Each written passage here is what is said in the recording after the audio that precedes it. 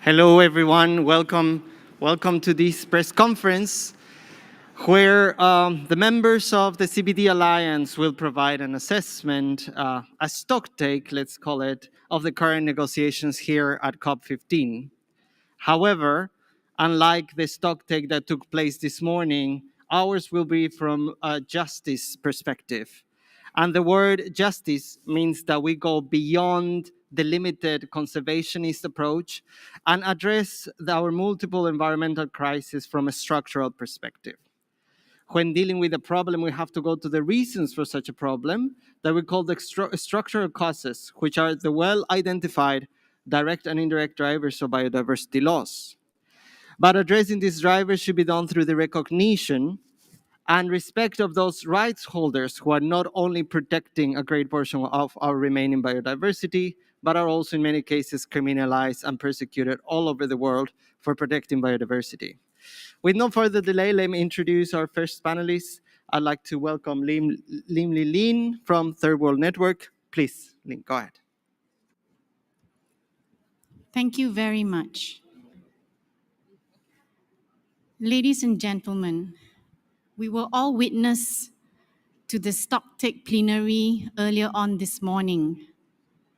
It seems like we're in the midst of a global biodiversity fiasco, a great big GBF. We all want transformational change. Without transformational change, there will be no justice. But transformational change does not come from public relations soundbites devoid of any real meaning, like nature-based solutions and nature positive. We are here to implement the legally binding Convention on Biological Diversity. Acceptance of these kinds of terms here would be importing the full range of the good, the bad, and the very, very ugly into a multilateral treaty process, and that is why we cannot accept these terms in this space, in the CBD. We are here to implement the legally binding CBD, but the GBF is only implementing cherry-picked elements of the CBD in a way that could undermine the CBD. Will this be a great biodiversity funeral for the CBD? The GBF looks like it may allow a great escape for the developed countries, and this is due to many of the structural issues in the GBF. The burden, the obligation is already heavy on the developing countries to take action to protect biodiversity because it lies mainly in their territories. And at the same time, there will be much more obligations on them to monitor, report, review, ratchet up, and so on. We want ambition, but an equity and justice are the keys to unlocking this ambition. Developed countries have already developed, destroying a lot of biodiversity in the process. Rich countries have extracted through colonization and now through continued over-exploitation by the rich and by the elites, often in the territories of poor countries. This is a huge injustice. Equity and operationalizing the principle of common but differentiated responsibilities that developing countries are calling for means that financial resources must flow from the developed countries to the developing countries. We have heard the call of more than 70 developing countries and supported by many others for increased new and additional financial resources and the establishment of a new global biodiversity fund with easier access modalities. This is not about begging for money. There is an ecological debt owed to the developing world and to indigenous peoples and local communities. From 1990 to 2015, the cumulative net drain of resources flowing from the developing to developed countries is estimated at 242 trillion US dollars. What more from colonization to 2022? Yet they cannot even agree to providing 100 billion US dollars to developing countries. And all this in the context of major structural imbalances such as unfair debt that developing countries are already drowning in. Transformational change is not more of the same, or even more so-called solutions within the same system that brought us to this point of crisis. We cannot allow biodiversity credits and offsets and other market-based approaches and unregulated private sector financing. This is what brought us here to this problem and to this crisis in the first place. Justice has to be operationalized in relation to recognizing the rights of indigenous peoples and local communities who are the true stewards of biodiversity and righting the wrongs inflicted over them for centuries. There is also a need to hold corporations to account. Too often, the extractive activities have destroyed biodiversity and violated rights. There is no biodiversity without justice, and there is no ambition without justice. Thank you. Thank you very much, Lynn, for the strong words that are very accurate, actually. And now it's in the hands of the ministers of the world to decide whether we're going to have a global biodiversity framework or what you called a global biodiversity fraud, a global biodiversity funeral, many possible meanings. Let me continue with the list of speakers and let me go to Theva Lingam, from Friends of the Earth Malaysia. Please go ahead. Thank you, Gadir. Good afternoon, everyone. We are sitting here today in the last few days of the negotiation where governments can either make or break a deal that could save this planet for future generation. Now, at the stocktake plenary, we have been listening over and over again that this global biodiversity framework requires ambition and that it has to be ambitious. But a framework that is ambitious, devoid of the principles of equity and justice at its core, is a real betrayal to the environment and to the people. Now, like what my colleague has said, there is no ambition without justice. Now, justice has to be operationalized in relation to protecting the rights of indigenous peoples and local communities who are the true stewards of biodiversity, and also in righting the wrongs inflicted on them over centuries. There is a need to hold corporations to account, and I'm sure my colleague who's sitting next to me will speak more to this. And too often we are seeing that extractivist activities have destroyed biodiversity and violated rights. Now we have to go beyond numbers, and we need to include the rights of indigenous people and local communities within the targets, not in a different section. It has to be part of the targets. Now, these territories are already in existence, and indigenous peoples and local these territories of indigenous peoples and local communities are already in existence, and they have been managed very well. You would have seen from the many different side events here how they have shown the evidence of how they have managed many of these territories around the world. And we know that there is this extrinsic link between indigenous communities and nature. Their culture and identity are tied to the lands they live in. Now, indigenous peoples and local communities want to play a role, and they want to work with the other actors in conservation. Now, we ask this question, why is this so difficult? We do not want fortress-based conservation, and we do not want offsets. We do not want this whole notion of allowing one place to be destroyed so that another can be preserved. This should not be about numbers. It is beyond numbers. And what we need is human rights-based approaches and the recognition of rights and respect of these rights within the global biodiversity framework. How can we begin to have a framework that is devoid of these rights and principles of justice and equity? So once again, we appeal to the governments here, to the ministers here, to not turn the global biodiversity framework into a great big fraud. Thank you. Thank you very much, Theva, and for stressing out the question, why is it so difficult?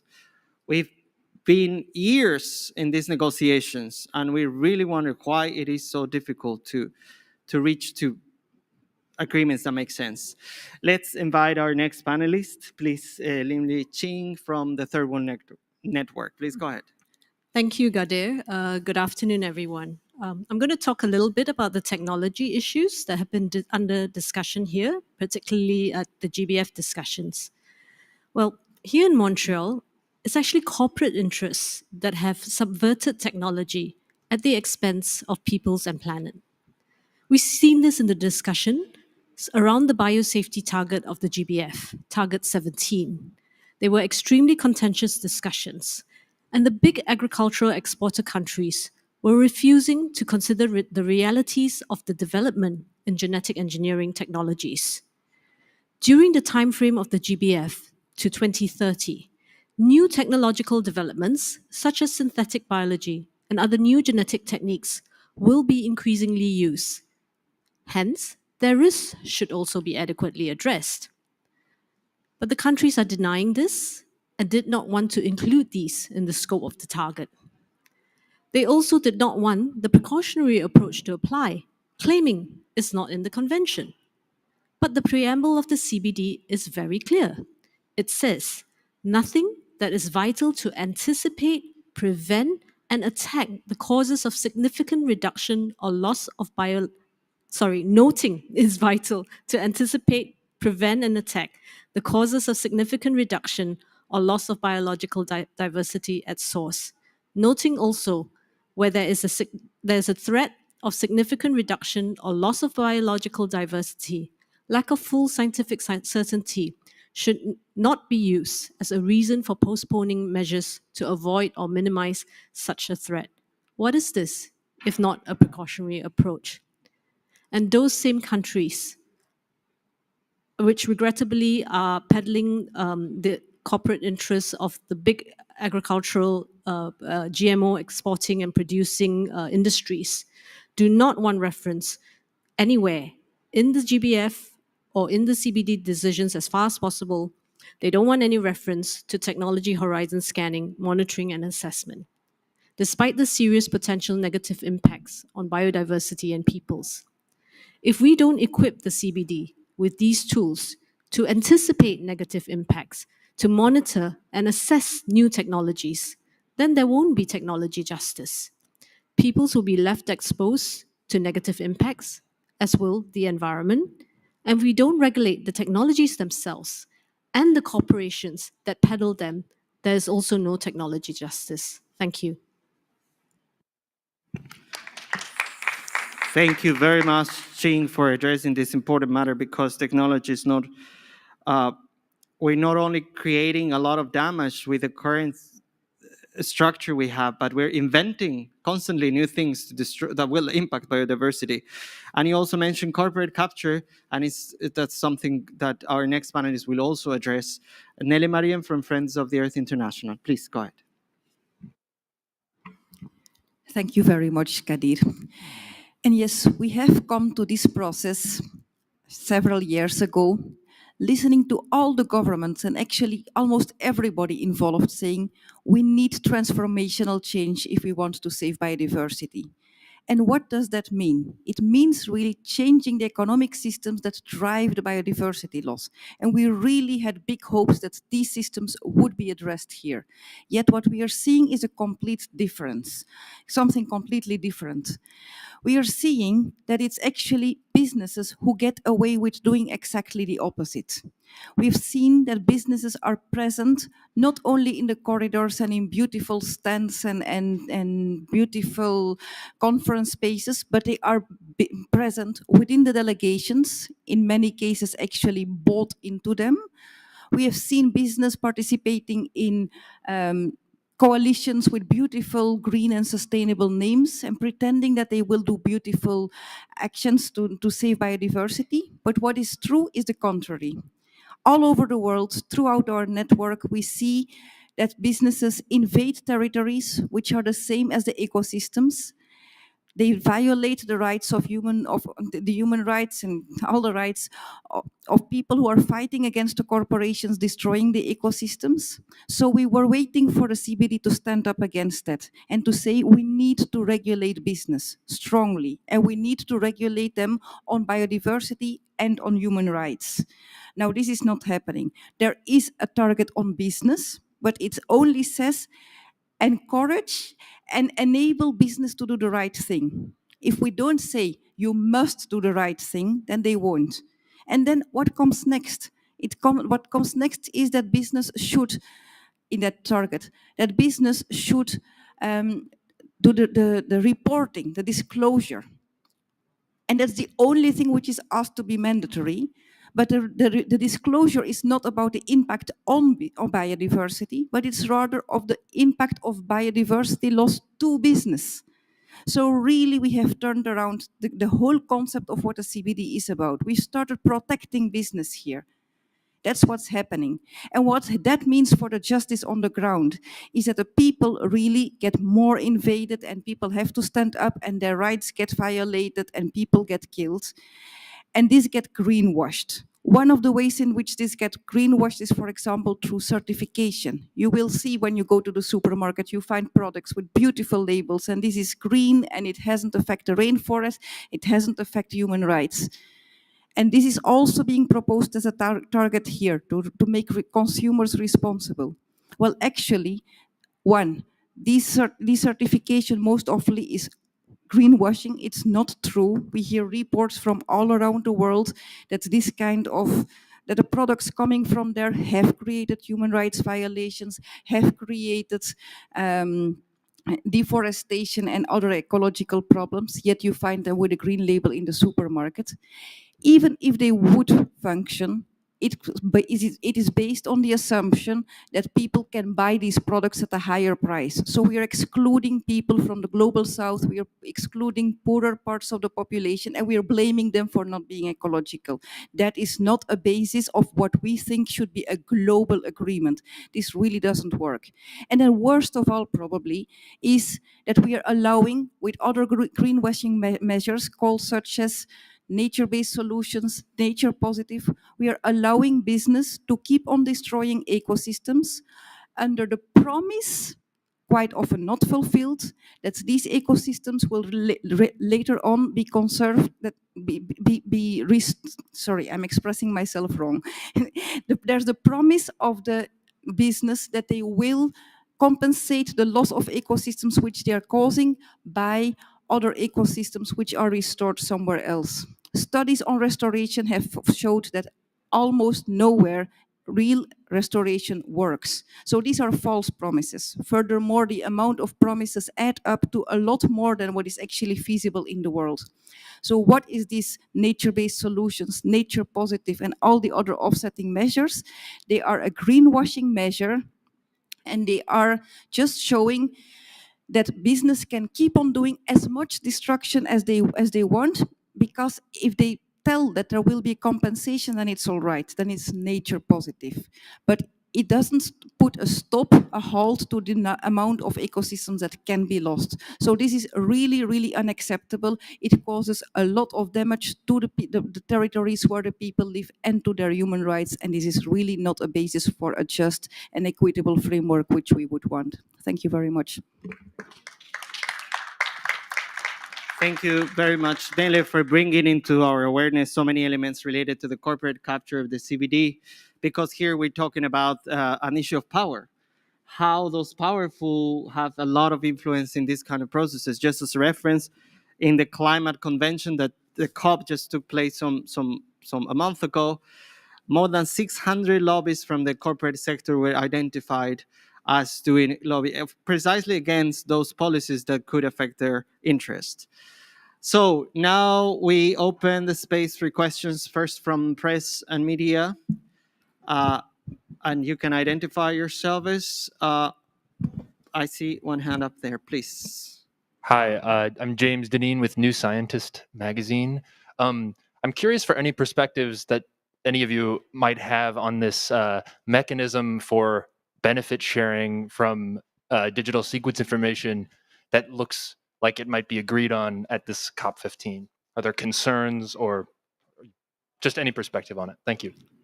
Thank you. Can we get some more questions? If I don't see any other hands up, we can go and respond to that. All right, thank you. Thank you very much for your question. I think it's always been a demand, particularly of the developing countries, which hold the vast wealth of biological diversity, and of course, then the digital sequence information that is linked to genetic resources and that are part of the genetic resources. To say that, if these DSI is being accessed and used, then we want fair and equitable benefit sharing. And this is the third objective of the CBD, of course, which regrettably has not been operationalized or focused much on in the history of the convention over the last 30 years. So we're at a situation now where we have, I think, perhaps coming to some sort of agreement. We heard from the stocktake this morning that the ministerial consultations have come to agreement in terms of, or at least pushing towards this idea of the establishment of a multilateral benefit sharing mechanism for the utilization of DSI. And that a process will be set up to work out the modalities, but that this multilateral mechanism does not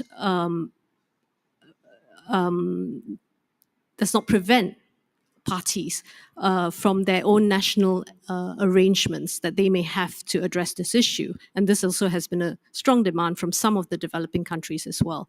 What I think we want to see is to ensure that the benefit sharing principles of the Nagoya Protocol and the Convention continue to apply, that it doesn't circumvent or undermine any of these principles, firstly.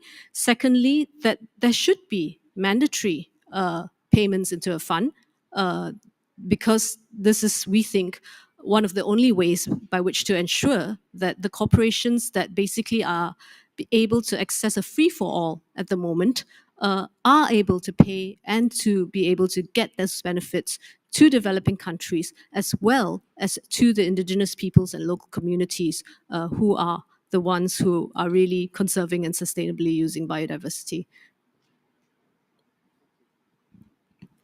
Thank you very much for the response.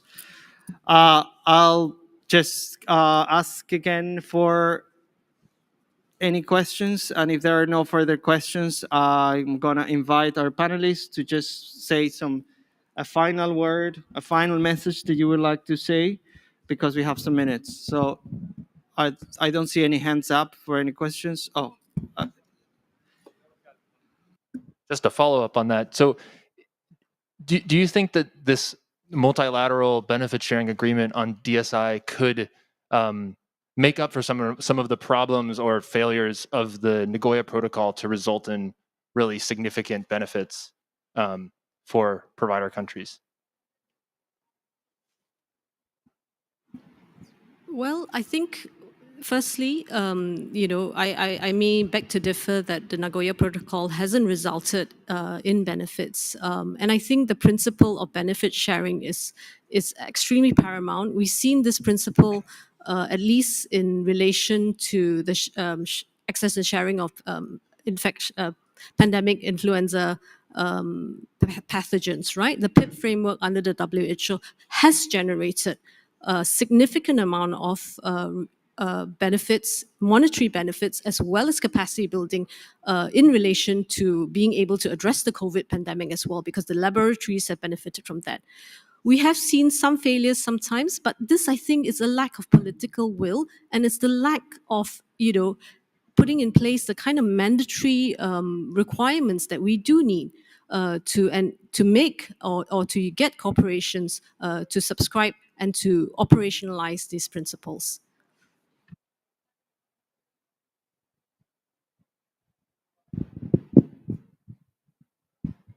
all right. So I see still we do have a couple of minutes. I ask again the public here present, and I don't see any other hands up. Oh, I see. Could you please identify yourself? Yes, good afternoon. My name is Brian Bishkul, and I work for Cultural Survival. We're an indigenous rights organization. And we've been following the negotiations around Target 3 specifically. Unfortunately, some states have introduced text that basically sidelines indigenous peoples and lands and territories. And as we've been pre-existing since the modern concept of protected areas, we've been protecting land and been doing conservation for a long time. I just want to get a sense of where do you think the negotiations are going to go from where it is right now and on. We know that the COP presidency is probably going to take and propose something. So I just want to get a sense of where do you think that's going to go and if any agreements will be made around that. Thank you. Thank you very much for that question. I'll ask any of the panelists, maybe Feva or where. I don't know where it's going to go. I know that there's a lot of pushback and a lot of fight, and that really it's very important for a lot of the countries, but also for definitely for the indigenous peoples, to have a category included in Target 3, which really shows that indigenous territories are the best conserved, and that these should be able to count towards any kind of target for area-based conservation, because these are the territories where really most of the biodiversity lives, and these are the territories which also suffer a lot of the damage, and the indigenous peoples have such a hard time to step up against the corporations and tell them, no, you can't come in this territory. So if the CBD is not able to help them in that, then what kind of protection are we actually providing? So I think that's the big battle which is on, and we see some parties saying like, no, we can't have that, and other parties saying that this is something really important. So I think we may need to wait until the last hours of the plenary to know what really will happen. Let's hope it goes in the right direction. Just adding to that, the members of the CBD Alliance has from a very long time have been consistently insisting on the fact that there is a hyper focus on this number 30 by 30. When we have the opportunity to focus on real elements that includes, for example, the rights, recognizing the rights, land tenure of indigenous peoples and local communities, instead of focusing on just on this particular number. For example, the CBD Alliance members have also prepared a letter for the high ministerial level for the ministers in relation to this target, also focusing on that particular aspect, that still trying to push for that to happen, a real GBF, and not what our colleagues have called the global biodiversity fraud, or even a funeral. Let's hope that not to happen. I think we've reached the time of this press conference. We will ask you to spread the word, to share this information with others, and thank you very much.